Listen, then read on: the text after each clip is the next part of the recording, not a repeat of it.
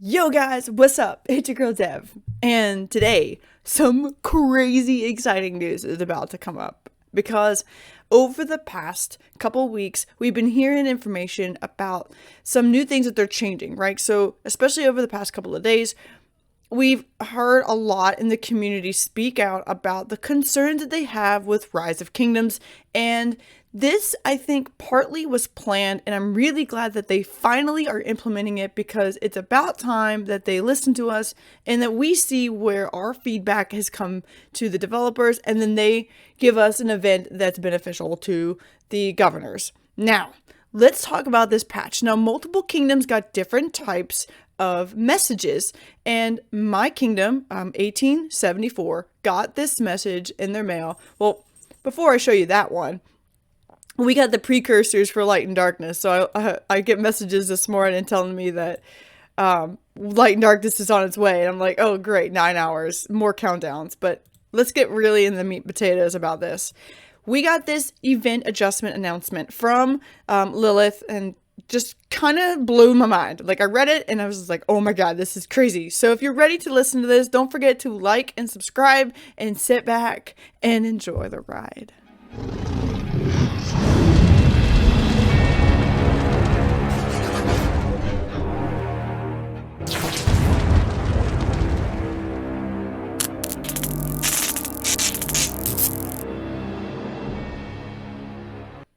Okay, guys, this is crazy. All right, so I just covered a few seconds ago. This is our new event that they are just about to release for Rise of Kingdoms. It's the event adjustment announcement, right?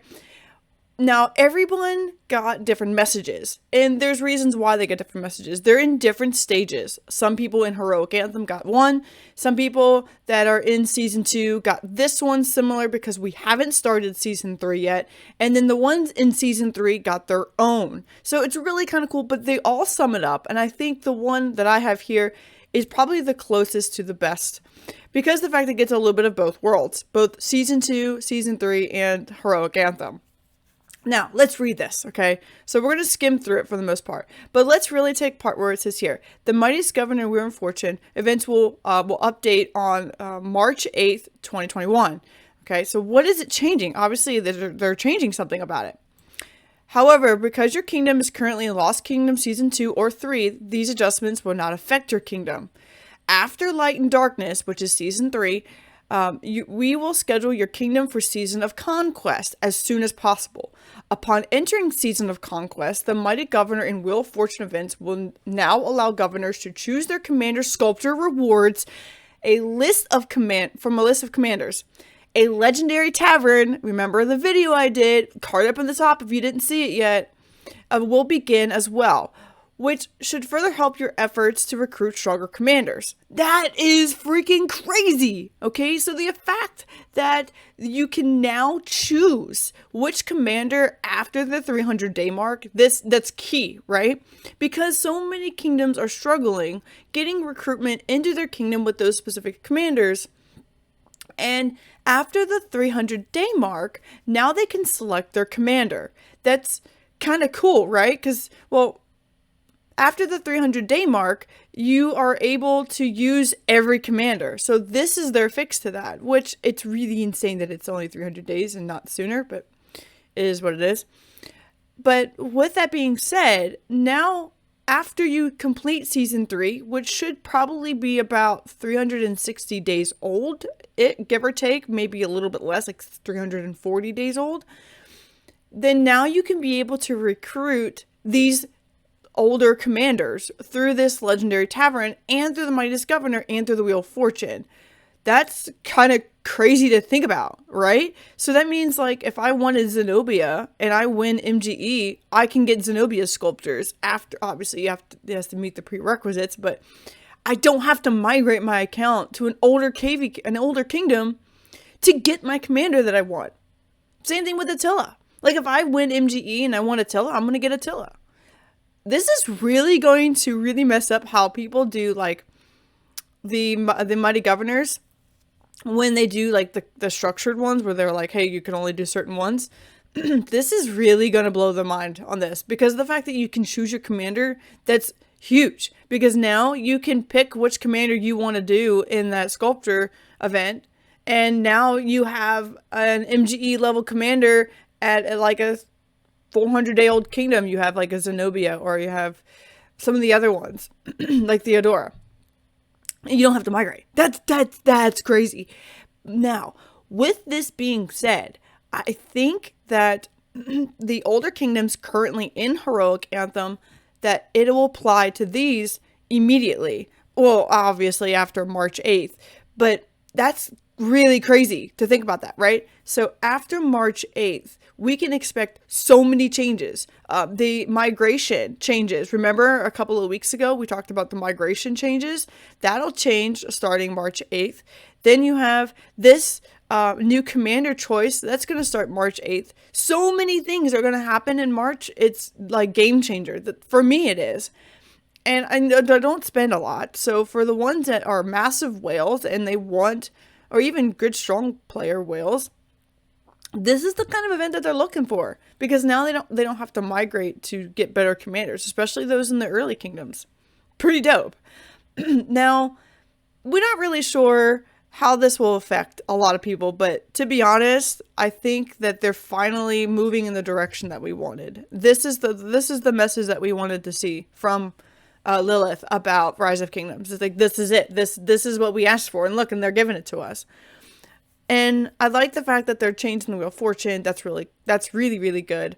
But now the thing is, can you pick commanders like from older KvKs or older spins? Like, I mean, personally, I'd probably respin YSG, but that's just me.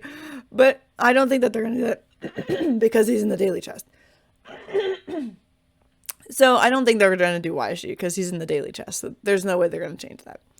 But that's really great news that they're finally changing these commanders around to make it more beneficial to us. I'll be interested to see what they do, because there's a lot of stuff that could change the dynamic of how Rise of Kingdom is played in any kingdom. So I'm really looking forward to it. I hope you guys are. I really wanted to get this video out for you guys because this is super insane. Like the amount of changes that they're making, and really how it's going to change the dynamic, the way the kingdoms are run. Because now you'll be able to pick which commander you want from an MGE. I mean, how freaking awesome is that? Like, I think it's pretty dope. But a lot of people in like the older kingdoms may, that have all these other commanders expertise, it's not really going to apply to them in particular, but they have other people that are in their kingdom that may be working on a commander that want, 10 sculptures to a commander that they want to, unlock. Like, that would be the way to do it. I mean, that is a way to do it, right? Win an MGE, unlock a commander, and then migrate your account back to an older kingdom. But the question is, what commanders are going to be available in those chests? I would assume that it would be any commander that would follow after the 300-day mark, starting with Attila Takeda. I would assume that it would start with the two of them and then go back. I don't think you're going to have, because Edward's in the daily chest, right? So the commanders that are in the daily chest, I don't think are going to apply to this. So let's go ahead and take a look at that real quick so we can cover the bases on this. So in the daily special offer, you can switch to Edward Khan. You got El Cid, you got YSG, you got Frederick, Caesar, Sundok, Cleo, Isa, Mehmed, Mulan, Kowtow, Alex, Charles, and Richard. Now, all of these commanders you get before the 300-day mark, which would make sense. So any commander that comes after 300 days. So you got like Attila, Takeda, Guan Yu, Leo, Theodora, YSS. That's really great to know that they're finally going to do this for us, because that means I can get YSS, expertise. That would be really dope. And I can unlock Zenobia. That would be dope too. But there's so many crazy things that are going to happen, and I'm really looking forward to this. This is super great news. And I really hope you guys are excited about this as I am. Well, I know I'm really excited. I hope you guys are really excited, because this is really good. So, but that's kind of going to wrap it up for this video. I'm really hyped up about this. So I'm going to be hyped all day about this. But I hope you guys enjoyed this video, and don't forget to like and subscribe, and tell me in the comments below what your thoughts are on this new patch. And if you feel the same way I am about being really hyped, especially the free-to-play community that can get at least 10 sculptures MGE or less, or any amount, they can finally unlock these commanders that they've been waiting for. I'm excited for it. I know that some others may not be as hyped, but I am pretty hyped about this. And we're gonna wrap this up. But thanks guys so much for watching. So for now, just keep it real.